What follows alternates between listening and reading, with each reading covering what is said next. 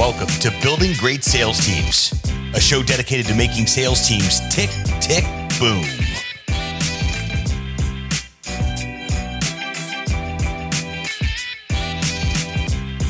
Great sales teams are not recruited, they are built, block by block. Let's get to work.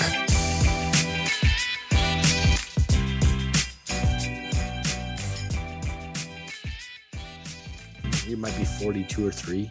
Okay, awesome. Something like that. So what's your favorite thing about it so far?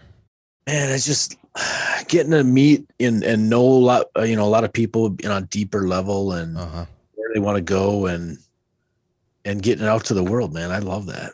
You know, it's funny. These podcasts are just like our conversations that we have when we first meet. Absolutely. I think that's why it's so easy for us to create them, because it's just like, man, this is what we do all day when we meet up for Flying Friday or whatever the case is.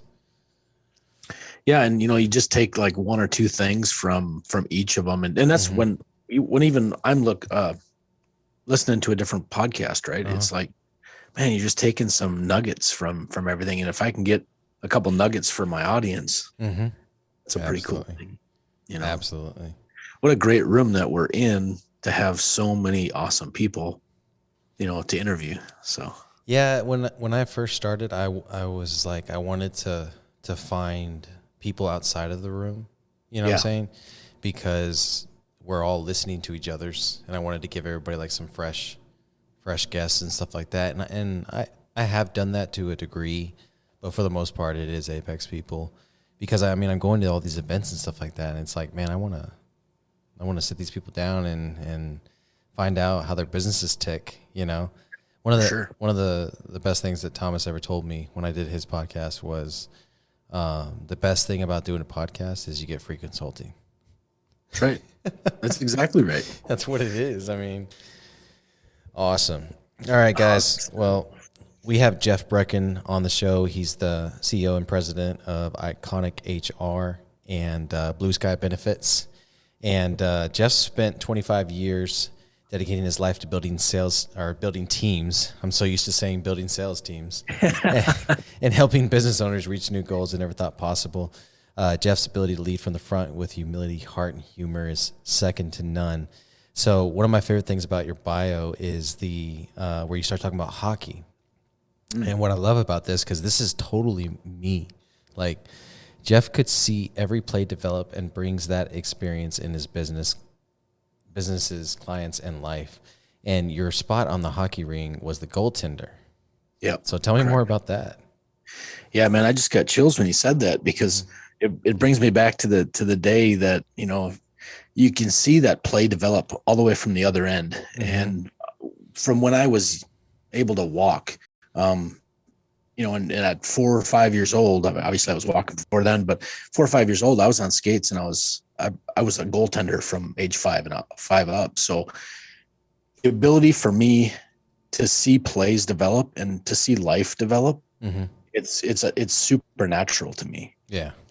And so, when you, I forgot the name of the show, but I think it was, Major League. Yeah. Major League. Yeah. But when he points out to the outfield and he freaking rocks that home run, right? Yeah. It's like, man, he saw that thing playing because he visualized it in his head a million times. And it's like almost like a slap shot, as a goaltender. That thing's going 90 to 105 miles an hour. And I know exactly where that puck is going within a split second. And then you react to it, right? And then you save the puck. So it's just crazy that it's developed into a business asset for me. Absolutely. If that makes sense. No, it completely makes sense. Now I'm thinking about, the only sport that I ever had any notoriety in high school was cross country. Yeah. And we were talking about it on your podcast, and I was talking about how I thought addicted to winning basically meant that you never quit. Right. And when you look at cross country, you go through so much pain, and you go through so much mental fatigue of like convincing yourself that you can take another step. You can run faster. You can push it. You know what I mean? And it's all about that mental game of pushing past it and everything. So it makes sense because that's all I've done is outlast everybody else in business. Yeah, you know what I mean? That's awesome. And like the great thing about every guest that I've had on my podcast, Addicted to Winning, is that definition is something different to everybody. Mm-hmm. But it really truly comes down to get up one more time than you get knocked down, and you get more resilient, right? Like I was 13 and my dad, and I grew up on a farm, and my dad came to me and he said, we're getting out of farming. And basically, like, that was my life, man. I was going to take over the farm. I was the only boy. Yeah. And like, that was truly the first time that I had gotten knocked down. Mm-hmm. And, you can take the boy off the farm, but you can't take the farm off the boy or out of the boy. Right. So, the thing about it is you get knocked down, but it's how fast and how quick you can get back up. Mm-hmm. And move forward, right? Instead of staying down, because there's so many people that just stay down. Absolutely. And that talent is just wasted. So because you've always gotten up and moved forward, you've been in the human resource game for 25 years now. You've recruited. Yeah, I've been. Oh, no, go ahead. You've recruited over 1,000 people. Yeah, it's so, and not necessarily in a capacity for myself. It's for a lot of other people. Right. I started it was 96 or 97, something like that. Helping recruit people for an association, and then helping recruit people for the company that I was working for, and then my own company, and then a lot of other companies as well. So yeah, hiring the right person and for the right seat on the right bus, it comes not easy for me, but I know, I believe I've cracked the code on it. Okay. And what I mean by that is, like, I can look at an application, let's just say it's for a project manager, but it could be for a salesperson. It could be every single job has some traits that we look for. Mm-hmm. So if you're hiring for a janitor or hiring for a rock star salesperson, that's two totally different skill sets. Right. You have to look for different traits inside those people that are applying for that position, right? So for great salespeople, just because you build great sales teams, we have a series of questions that we ask prior to them the first interview. But it's on the application process, right? So if you don't, you could be the biggest rock star ever, and if you don't answer those 3 questions, that thing is going right in the garbage. Yeah. Because it's part of the process. And if you're not following the rules at that point, I don't care, right? So let me talk about that real quick. I wish I had that I wish I used that in my early 20s, in the early days of Argenta. Because it would have saved me so much headache. Because honestly, that right there, we recruit so much slower now. We used to fill up rooms with people. You know what I mean? Yep. And then we had a system almost down. Like cattle calls, right? Yeah, we did cattle calls. We'd weed them out. You know what I mean? But we wouldn't have had to do all that weeding if we just put 3 questions before they submitted their survey. Correct. That would have taken care of a lot of that. So that's a big deal. So before I even look at a resume, like, I know their core values, their moral values. I know what motivates them, what drives them, if they're serious about the position or not, their education level. And to be honest with you, the biggest one is, do I want to sit in a vehicle with 5 hours with that candidate? Like, if you don't want to, why are you hiring them? That's fair. Right? 100%. And I think about everybody that I have on my team now, and I would have no problem sitting in a vehicle with them for 5 hours. We'd probably have a great time. So yeah, absolutely. But it took a while. You're doing it all right, Doug. Like, but the thing about it is, I mean that very, very complimentary, because you are absolutely hiring the right people because you have a culture and you have core values that you're backing that up with, right? But so many companies out there they don't have the core values, number one. Then they don't have the culture. They're just hiring the right person from the resume. Okay. And anybody can, like, I can go out and have a resume writer write my resume and it's going to look like a rock star, right? Yeah. But how is that on the first interview? I mean, that resume writer is not going to be at the first interview, right? And they're also typically not writing, and they're not present when they are supplying their resume to each and every position. So that's why I do these questions prior or at the time of application, because you're not getting that professional resume writer reacting and responding to these questions. You're getting the real person. Yeah, absolutely. So, I have a system that I use for sales teams, and it's Kodak, right? Yep. And we walked through it on my interview with you. And part of the operations piece is recruiting. So I kind of really want to dive into this a little bit because, I've always had to weed out the people after I recruited them, right? And so let's back up and tell me about your experience in recruiting. Is this more so, Wayne Skinner, my VP of sales, he had a recruiting company before he came to work with me. And so what he does is he recruited engineers. And he very specific industry. Yeah, a very specific industry. He recruited not just engineers, but AC engineers, I believe. I'm sure there's a proper term for that. For these AC companies, right? And so they would make like $80,000 a year, and I think he would get like 6 months of salary as commission or something like that. So he was doing really well, right? Yep. And so that's like a high level recruiter, or like, a headhunter. Headhunter. Yeah, that's a headhunter, right? And then there's the recruiting that I was doing in the early days of Argenta, which was hire everybody that can walk and chew gum, or bring everybody in that can walk and chew gum, and the machine weeded them out for me. The process weeded them out for me, and I'm fired fast, right? Correct. And it was rare that I let them go. They typically quit throughout that process, right? Because it was door to door for one. As soon as you get out in that 100-degree heat, things change, Right.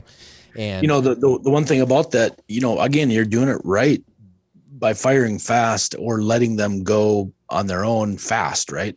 But so many business owners, at least in today's atmosphere, they don't want to let a cancer go because it's so hard to fill that seat. Oh man, but that's why recruiting is so important, to fill the seat with the right person the first time. Yeah, it's better off empty if it's not the right person. Yeah, 100%, because that cancer, they could literally make 10 people out of your sales team go immediately. So fortunately, I don't have to do that anymore. I've built my machine up enough to where the people that I brought into the company lately have come through social media. Yeah, for sure. And so Ryan Stewman talks a lot about being the example, and that's what I'm doing everything I can to be, and it's working to a certain degree. So where did you fit in between the cattle call and the headhunter? I never did cattle call. I was always a one-on-one person, because every person is a little bit different. And to be honest with you, we really didn't have to go through that many people to find a really good person for that seat because of the questions that I ask up front. So like just for example, we had a project manager position that we had 110 people apply for. Before I even looked at a resume, 34 of them were gone, right in the trash. They didn't answer the question. They didn't answer the questions, and I didn't even look at the resume because they didn't answer the questions. So that, like, they could have 30 of those 34 could have been unbelievable when it comes to, that position, and they would have been great. But if they can't follow the procedures, they're not going to follow your core values. They're not going to follow your culture. Like, they're just not the right fit. Yeah, and they're probably not going to be a right fit at most places. You know what I mean? Right. They need they need to get that together before they are employed. You know what I mean? Absolutely. So that's a big deal. It's like it's like a youth sports team, and I've coached like for 7 years, but I'm never going to take the absolute best kid off of each team to make a team of my own, right? Yeah. Because they're never going to play nice together. They always want to be in hockey, right? They're going to have to be the puck hog. I will always take somebody that's like a second liner that just wants to play hockey for a passion, and be a team player. That team is going to go way further than the top dog in each position, right? Because on a team like that, the coaching is going to have the biggest reflection on whether they win or not. You know what I mean? And the plays, the processes, right? Right. Yeah, but the coach puts all those together, right? 100%. So when you see some of the greatest teams, they've had some of the greatest players on them, but the auxiliary players is where the magic happens because of the great coaching behind it. And then the coach is smart enough to build his team around that key player. 100%. Yeah. So a lot of my clients are hiring their first salesperson. Yep. And so basically I developed the sales program for them, and then now it's time to hire their first salesperson. So when let me tell you about our process now, and then you can kind of walk me through how your service works for someone like that, or if it's more of like an ongoing hiring deal.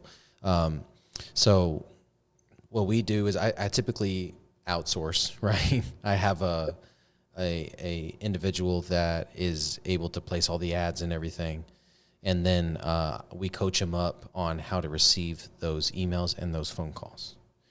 But we do put it through, most of the companies now have, like Indeed has a question survey that you can place in front, and it's a sales test, right? Yep. Right. And so that's kind of what we run them through. And then by the time the candidates get to them, we coach them up on how to. So we basically pass them through. We don't want the admin to say anything about the position other than what's on the ad. Correct. Because we want them to come into the office so that, typically, we're recruiting for low base, high commission positions, sales centric positions, right? So we want the business owner to have an opportunity to present to the candidate, right? And not like desperate or anything, but more let them know, okay, what's my master plan? You know what I mean? After they've qualified vision. Position. Yeah, exactly. Yeah. So that's kind of our process right now.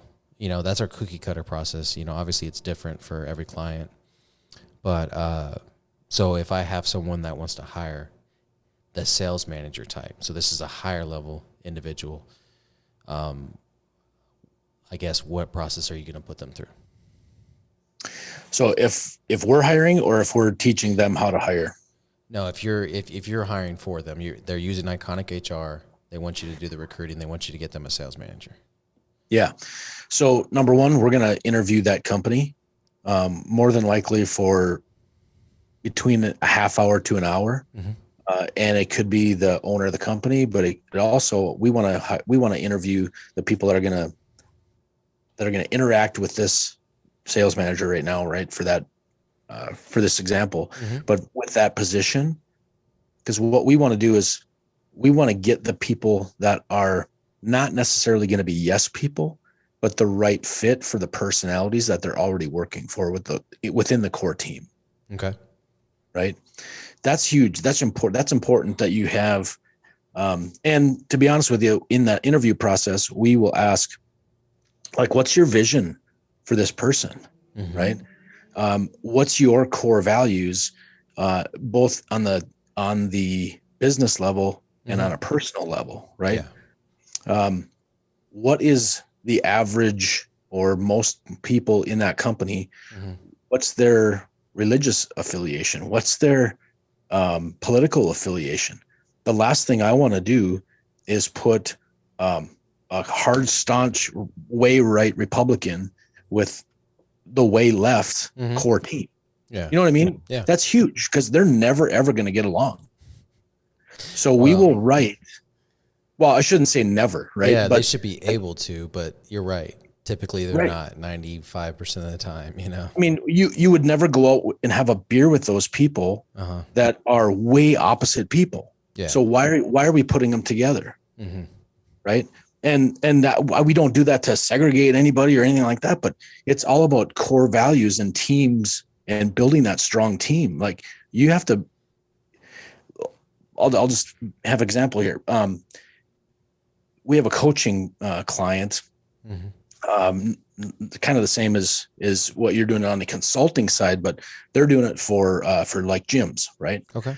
And they hired a COO that was not fit, didn't believe in working out, right? But he had a phenomenal resume. Yeah. Well, guess what? That person lasted about 7 months, and it took that company from up here down about 4 steps.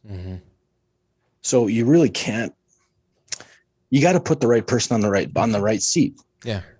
So we will design the job description around what their vision for that person is. No, that makes sense.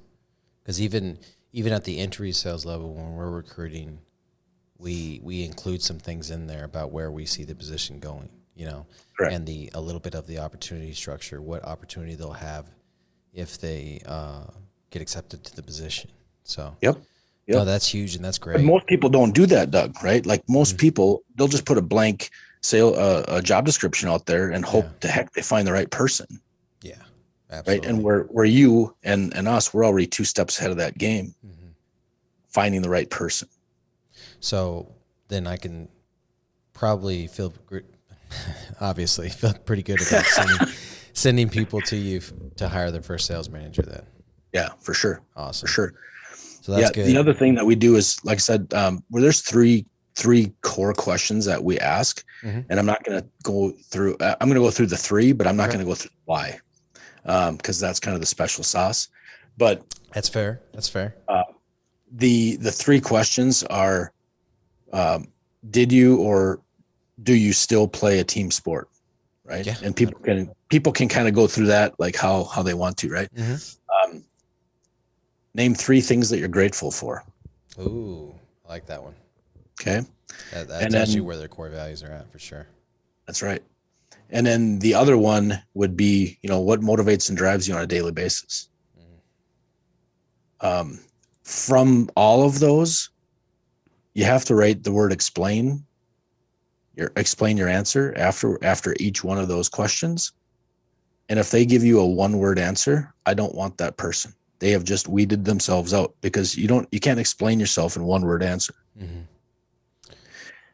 And then, from that, you also know their kind of education level, punctuation, spelling, all that. Because they're going to spell check on. They're not going to sit there and perfect that. They're going to write it pretty quick and get through it so they can submit the resume. That's right. And I want somebody that's excited, right? I am getting free consulting on this call. What's that? I said I am getting free consulting on this call. Yeah, exactly. That's right. So, but I mean, that's what I mean by, I think I've cracked the code on this, because we can literally get down to the person. Well, matter of fact, I hired somebody for a good friend of ours in Apex, and there was 28 people that applied for that position. I had gone through all of their pre-questions and their answers, right? And I literally, before that, again, we had the interview with them. We picked out exactly the person that he needs to have on staff in this position, and that was an administrative or executive admin position, right? And I'm like, you're not gonna like myself when I tell you this, but it's got to be somebody that's gonna rule you like an iron thumb, right? Because you have to have 2 different people in those positions. He had already had 4 people in that one position and failed miserably. Yeah. And I'm like, this is the one right here, without even looking at her resume. I'm like, this is the one that we're going to hire. And sure shit, after we didn't do 28, but we did 18 interviews. And that first interview with her was 2.5 hours. Wow. We grilled that lady because I knew that was going to be the one. And sure enough, it's the best thing that's ever happened to his business. I think I might know who that is. Yes, you do. You do. Okay. And we haven't discussed this. Yeah. So yeah, she's fantastic. Yeah, Yeah. she's amazing, and she's phenomenal for his business. So great job there, brother. you're welcome. But that's what we do, right? Like you have to put the right person on the right seat, on the right bus, and you have to have everybody rowing together. Yeah. If you don't, and it's not, you don't want somebody that's going to be your yes person. You want somebody that's going to be cordial, and speak their mind, but yet speak up when they truly believe that it's wrong. Because that's when stuff grows, and that's when it gets magical. So I'm reading Powerful right now, or I'm listening to Powerful right now. The Netflix Netflix. Yep. Chief Culture Officer. Man, I have to reach back in my bag and get the book, but Pam. Yeah. Pam. Yeah. But it's powerful. I've got the book too. Yeah. Yeah. So look it up. It's about the Netflix culture and how she created it. And one of the things that she talks about is transparency. Yep. And so I'm on that chapter right now. And I'm realizing that, especially between my staff and my sales leadership, I need to be more transparent, and then they need to be more transparent with us and with me. And from that is going to come a lot of great things, And, absolutely. And so that reminds me of that, basically, that transparency helps. Yeah, absolutely.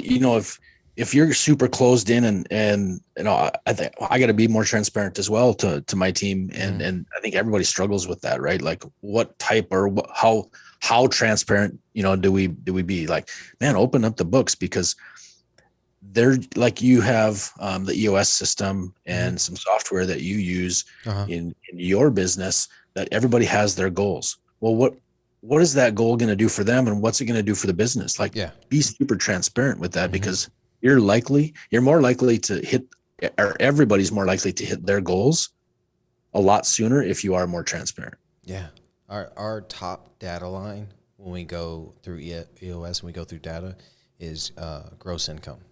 They know exactly how much the company's bringing in every week. And I will probably take the transparency all the way to gross profit, maybe not net profit, because we all know that in their head, that's what I'm getting paid, but that's not necessarily true, because sometimes that money goes back into the company or just sits there until the company needs it. You know what I'm saying? Absolutely. So, and then of course, I have Wayne's a partner in the business now too. So you can do the math on the partnership, and in your head, that's what he makes, but it's not true. Distributions are completely different than net profit. So, all right. So with your company, Iconic HR and Blue Sky Benefits, who's the top salesperson at your company? It used to be me. But I've kind of taken a step back on that. And I've got managers that are making way, way, way more than I am. Fantastic. Yeah. Yeah, that's awesome. I'd rather grow people. And, like you had talked on my podcast that,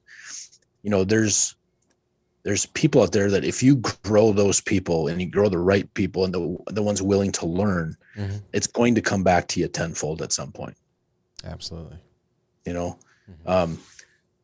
I've got another really good friend of mine that I hired probably 5 years ago, and she's in Apex as well. And we had a conversation last week, and she goes, man, my goal for this year was $300,000 in sale or in commissions. And I'm like, why not 500? And she's like 2/3 of the way through her $300,000 goal, and it's not even just that little rewire. Right. Yeah. And so it's, and she'll do at least 500 this year, and she's 27, 28 years old. Oh man, that's amazing. It's amazing that, obviously it's taking you a while to create the opportunities, but that you have opportunities like that. Correct. So I guess, but it takes a special person to want to build something special as well, right? Like absolutely. That's when it's fun.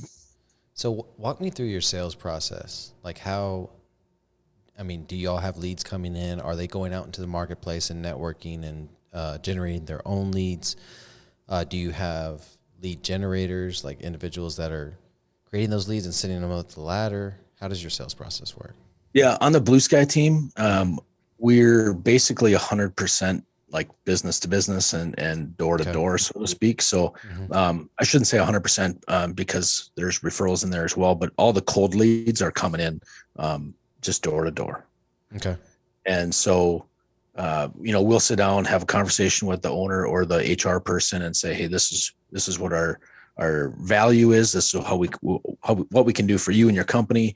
And by the way, then we'll go through product. They know what products that we sell, but there's 25 other people of our competitors trying to sell the same product. Yeah. We're not like that. It's a competitive marketplace. How do you get in the room to have that conversation? I guess is what I'm curious on. Yeah. So, a lot of it is either cold calling 2-3 times and then follow up with, we don't have any external yet, like outsourced VA lead systems, anything like that. Right. On the iconic HR side, we're working with John Hiley on the marketing. Yeah. And so that's going super well right now as well. So, that's all. Just because we don't have a huge sales team on that side. Right. So with the leads coming in, we're handling the leads, but then it's kind of flowing through the admin system as well after that. So that makes sense. Yeah. That's all I do is refer John out now. Yeah. He's amazing. I just went through his mastermind and he's worth his weight in gold. Yeah. I'm in the mastermind. Yeah. I can't go. It's too many nights away from the family. Yeah. But yeah, I'm in it, and I'm just like, well, fortunately for John, he's a man of value, and so when I told him that I couldn't make it, he agreed to do some extra work for me, kind of to make up for that cost difference, because I had already gotten a lot of what's in that package that he did, and but he still came. He didn't have to, but he still came through and did some one-on-one stuff with me, which was huge. He's got a great system going over there. Yeah, and he does. And he did and guys, if you need this stuff, he did our CRM, he did our funnels, and he did our website, which is like the foundation for marketing. And now all you have to do is bring leads into it. That's what he did for us as well. Yeah. So awesome. But we've got other friends of ours literally that are bringing in, 150 to 250 leads on a weekly basis from that system. From the website to the lead magnet to whatever it is, right? Like with John Hiley, their funnel is bringing in that kind of revenue, not revenue, but leads on a weekly basis. That's crazy. So I love the Blue Sky side because that's all self-gen. They're eating what they kill. Thing. That's your bread and butter, man. Yeah. That's how you grew up. So that's exciting to me. So let me ask you this: how many salespeople do you, or I don't want to call them salespeople because I know you have managers, but how many people are part of the sales organization where they can go out and make commission like that? Right now we've got about 13. Okay, and that's all of those 13 are on one team. I used to have 4 teams, and we're doing just as much with the one on the one team. Then COVID, kind of weeded some people out, and my core values are like, you know what, if you're not going to be here full time, I don't want you here anytime. Yes. Right. So the same thing have for my company. Man. COVID just made our company so much more lean and mean. Yeah, absolutely. Yeah. I mean, we went in half. At one time I had 44 salespeople. That was in 2018. And we were number 1 in the country as far as sales goes for one of our carriers. And, but you know what, 2019, 2020, it's like, how big do you want to get with mediocre people? Yeah, exactly. I don't want to do that, man. Like you have an awesome goal of 100 6-figure earners. You're not going to get that with mediocre people because some of those people are going to be cancer in those sales meetings. Absolutely. 100%. And you just can't get there with mediocre people. Well, and what it does too, that you have 13 like elite people now is it protects your peace of mind. It protects your mindset, and it the same way being around Apex elevates us. It elevates you being around your people that are elite, because they're constantly challenging and pushing the status quo and constantly forcing you to become a better leader. You know what I'm saying? Right. And so that's incredible. That's awesome. They have to level up together. And if you're not going to level up together, you're always going to have a gap, and that gap is going to get wider and wider and wider against the people that want to level up versus they want to stay where they're at. Maybe that's 80 grand, maybe it's 75,000, whatever in sales commissions. But I want elite people. Yeah, absolutely. Right. I think as we get older in our businesses and older as individuals, we appreciate the efficiency. No bullshit attitude. Yeah, but the efficiency of that elite person. Yeah, you know what I'm saying? Like, they're not going to come to us with bullshit. Yeah. I used to always say I have a bullshit to sales ratio, right? If your sales are high, then your bullshit can be a little high. If your sales are low, then I better not get any bullshit. That's exactly right. And it just seems like lately I have like no bullshit for most of my people and high production. You know what I mean? So I know that we're doing something right. So no, that's great. Well, you're hiring the right people, right? And but it literally takes one wrong person to screw some things up. Absolutely. And that's why you really got to be cognizant of who you're bringing on. Absolutely. I want to get into the cancer piece, because I do believe that. But let's talk a little bit first about how your sales organization is structured. Do you have management in there, or how does that work? Everybody on the Blue Sky side is a 1099. Okay. They have their own hours. We don't dictate anything, because that's a big no-no with the IRS, right? Yeah. But so they're all 1099s. There's a couple of managers in there, and then there's a couple behind the scenes office people in there as well. Okay. That are all they're all 1099. Again, they're working from home. We don't care about their hours or anything like that, but as long as they get the work done. Right. So, but again, on the Blue Sky side, like, other than the referrals, it is, it's all 1099, and it's all cold call, door to door, and then following up on their own leads. But on that aspect, it's all about high commission 1 year. And the great thing about insurance is that you get a recurring revenue, but usually the first year is a little bit higher, and then it drops way down. Well, you got to get hungrier, because you're starting over from basically nothing that second year, right? Yeah. So I got you. So being that it is commission only, they're 1099, they're elite performers. In order for them to level up, they're not leveling up in position or anything like that. It's more about their book of business, right? And so it's the book, and it's the attitude. It's, hey, let's read a book. Let's, Grant Cardone's 10X, or Be Obsessed or Be Average, right? Yeah. Those are great sales books. And if you don't get those books, like, you're probably not going to want to be an elite salesperson. Absolutely. They kind of show you what's possible in that sense. Right. Yeah. So, how do you manage them? Is there a weekly meeting, or how do you kind of manage that team of 13 people? Yeah, we, whether we had 13 or we had 44 at one time, Monday morning is our company meeting.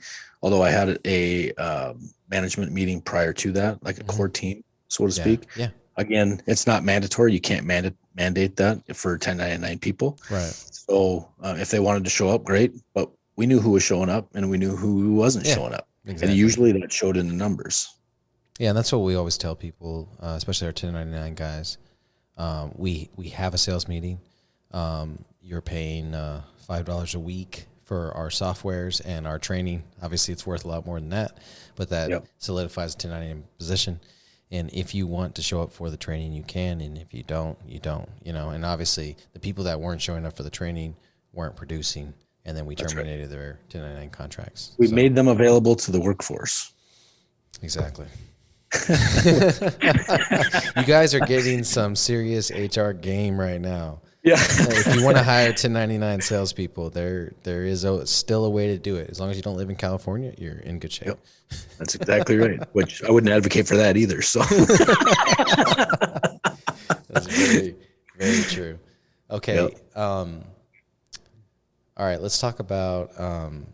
So you got your 13 salespeople, they're lead salespeople. You got your system that you manage them on. What would you say to Jeff Brekken if he had to start from zero? You got no people, you got no systems. You know what I mean? And you're doing exactly what you're doing now. What's your first 3 moves?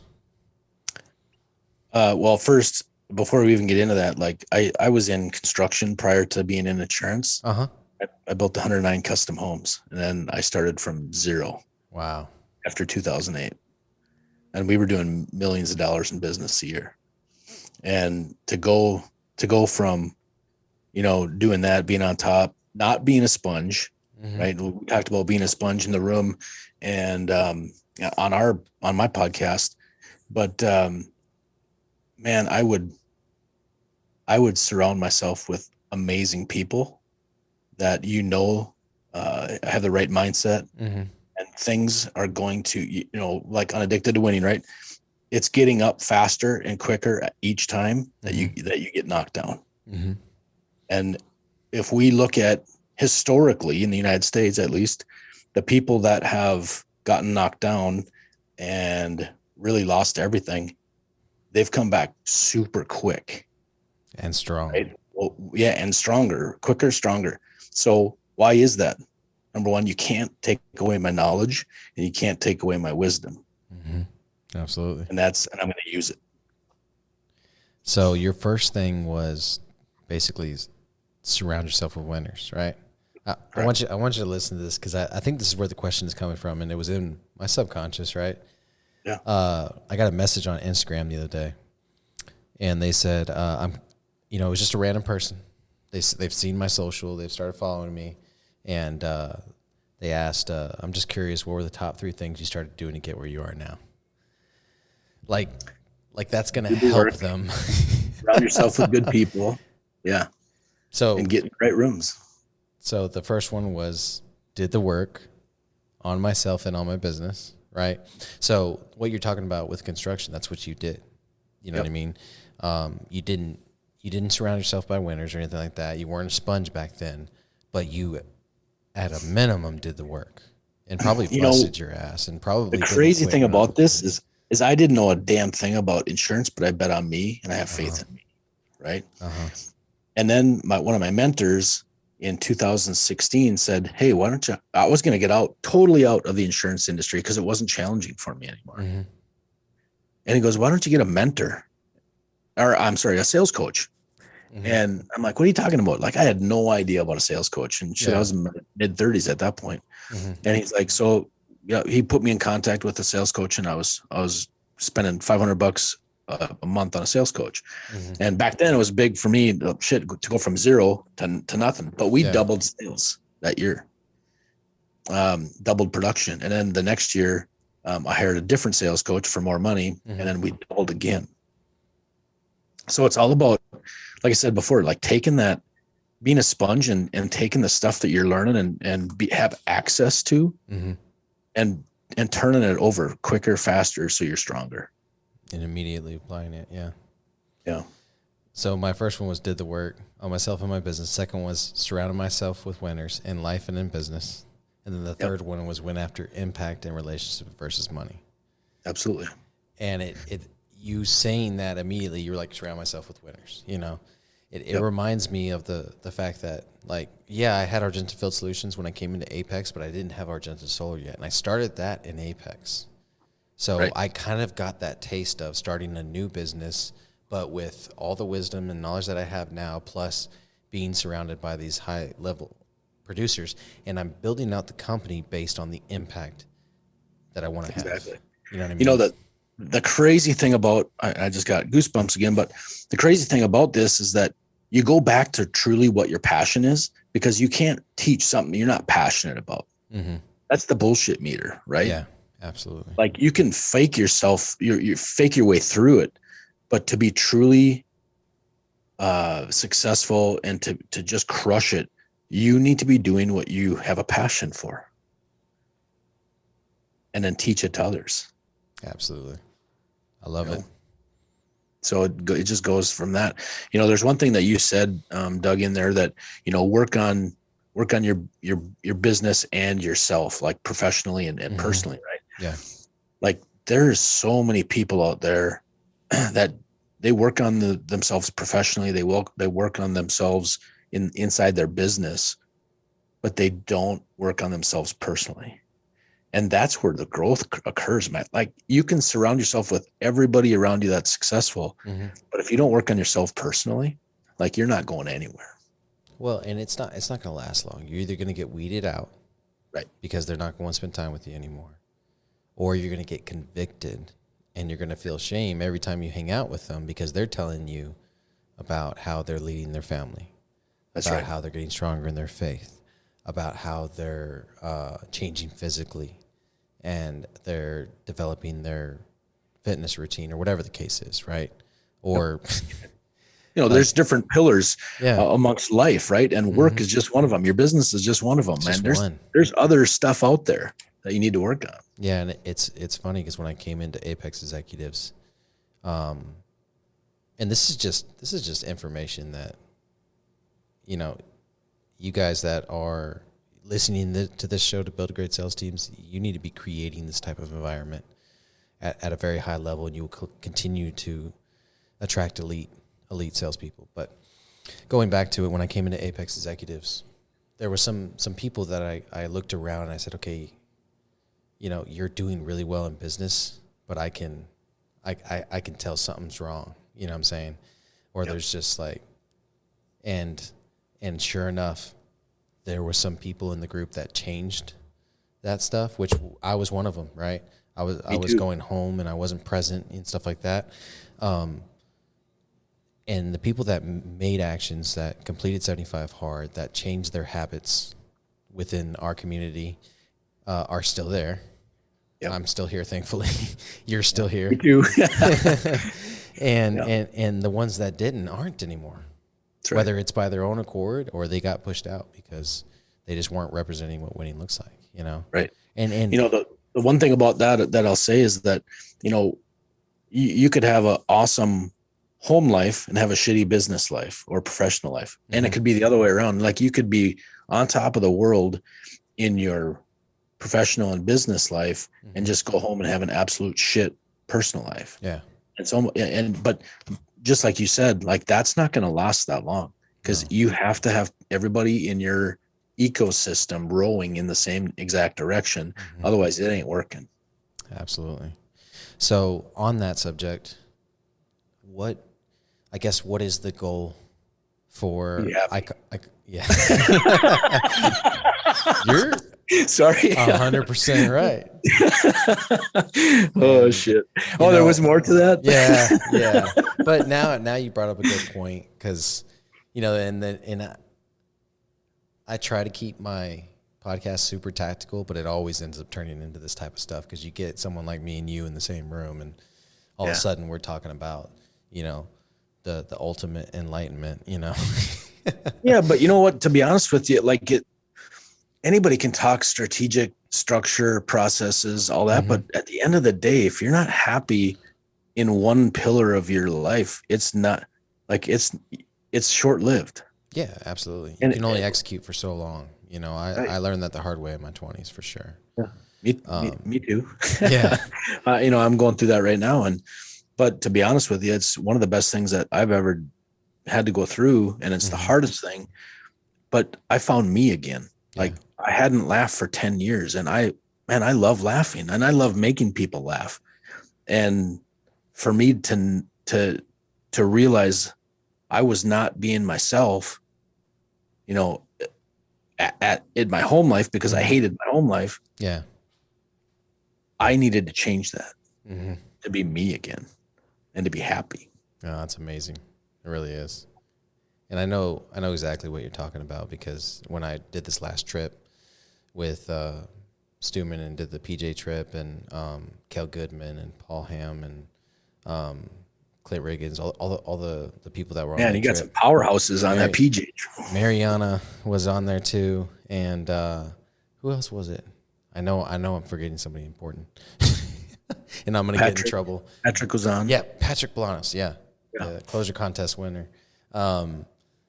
And I just had so many freaking genuine conversations where I was completely present and enjoying every minute of it, because we all had the same energy. You know what I mean? Absolutely. And it was a present and a good, happy energy, you know? And amazing things happen when those worlds collide. Mm-hmm. Absolutely. I've got, I can't say anything yet, but I've got an opportunity with Kale that I'm excited about. We're going to dive into some more and see if it's a good fit. But yeah, and it just came from having a conversation and talking about his business, you know. You know, that was the last trip to Apex Executives a couple weeks ago. I boarded a plane from Minneapolis to Dallas, and you know how many people you look around the airplane and like nobody's talking to each other, like only maybe spouses or people that know each other, obviously, but people that don't know each other just don't talk to each other. Do you ever notice that they do in first class though? Oh, 100%. Isn't that crazy? 100%. Yeah. And the person next to me ends up like, I introduce myself and she introduces herself, and she has the exact same mindset that I do, and everybody at execs, right? She's going down to a sales conference in Dallas, and so am I. And like, it ends up like it was an amazing 2-hour flight.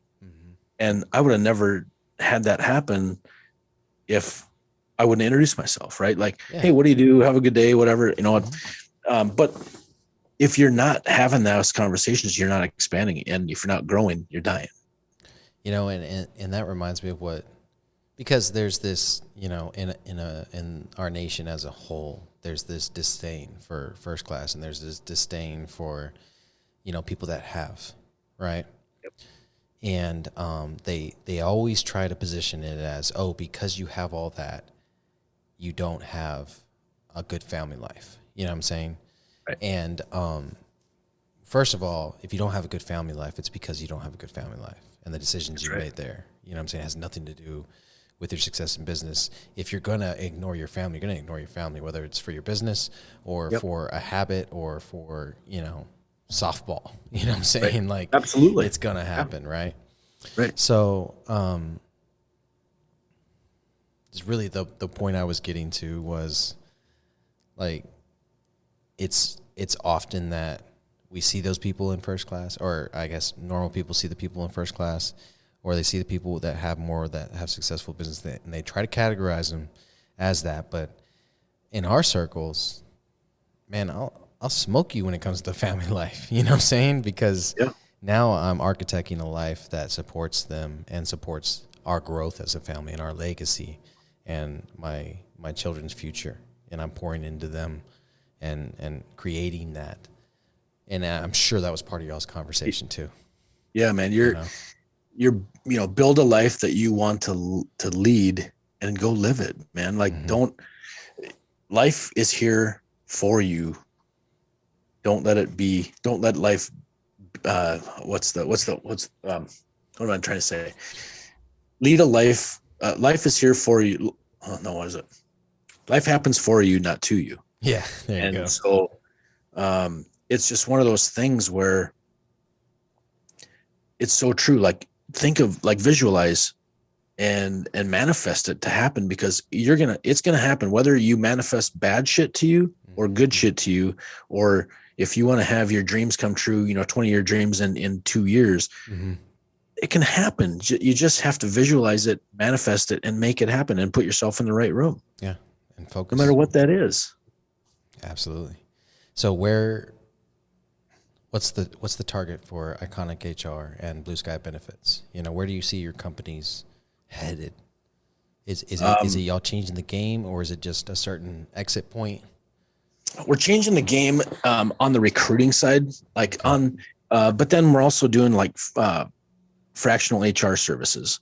Most businesses and small business owners don't want to deal with terminations. They don't want to deal with onboarding. They just want a person in the right seat, right?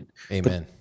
But but the thing about it is there's a whole lot, like that HR person can control your culture, whether you like it or not, but they have to be trained, a trained professional. And a lot of small businesses don't have the capital to have an $85,000 trained professional on their team. Right. But with our fractional HR services, you absolutely have that availability to you. So, you know, I want to, in the insurance game, we give the value. So we're in the 10 to 75, 10 to 100 space as far as employees go. Yeah. When you get over that 100, like magical things open up to you as a company as far as like what value these big brokers bring to you. Right. But we've brought all of that in to the 10 to 90, 10 to 100 space. Very cool. And that's why it's all about value. Like there's 100 people that will sell you insurance today, but what can they do for you? Like what's your golf buddy for 15 years doing for you for value to improve your bottom line, to help your systems, to help your processes, right? We're doing that 100 plus in a 10 to 100.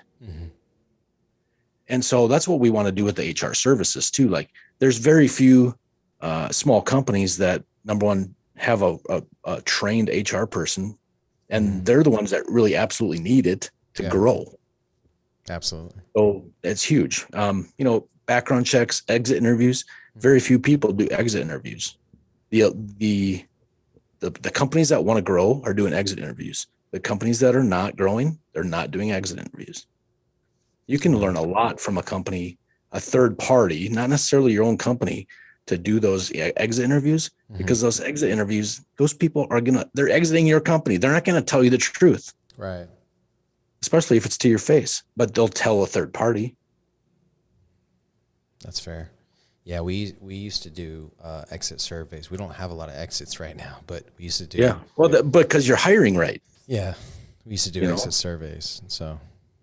No, but that might bring up a huge systemic pattern of, say you got a manufacturing company out there that is always hiring for one department, maybe it's shipping, right? But if they're always hiring for that one department and you keep doing those exit interviews and all of a sudden you uncover one key player, whether it's in the shipping area or the manager that comes in once a day and just screams, right? And leaves. Like there's something wrong with that area if all the other areas in that company are hitting on all 8 cylinders, and then this one's only hitting on 4. Gotcha. So that makes sense. It gives you that goalie view. Absolutely. Of life, man. Yeah, of life. Absolutely. Yeah. So started on that. We're going to end on that. And so if my listeners want to connect with you, they can go to myiconichr.com, or they can email you at jeff@myiconichr.com. I'm guessing you got some social media handles for us. Yep, everywhere on My Iconic HR is, Facebook, Instagram, LinkedIn. We're all over the place. So, but if you can't get a hold of that company, just search me, Jeff Brekken, on Facebook, or J Brekken 35 on IG. 35 was my goaltending number, by the way. Nice. So another dig there. Yeah, absolutely. I want to hear more about the goaltending the next time we get together. That sounds like you got some good stories with that. Yeah, we're going to end that one with 6 knee surgeries. So yeah. It was I have zero regrets. But, exactly. It was fun while it lasted. I got some rugby surgeries too, so I know right where you're at.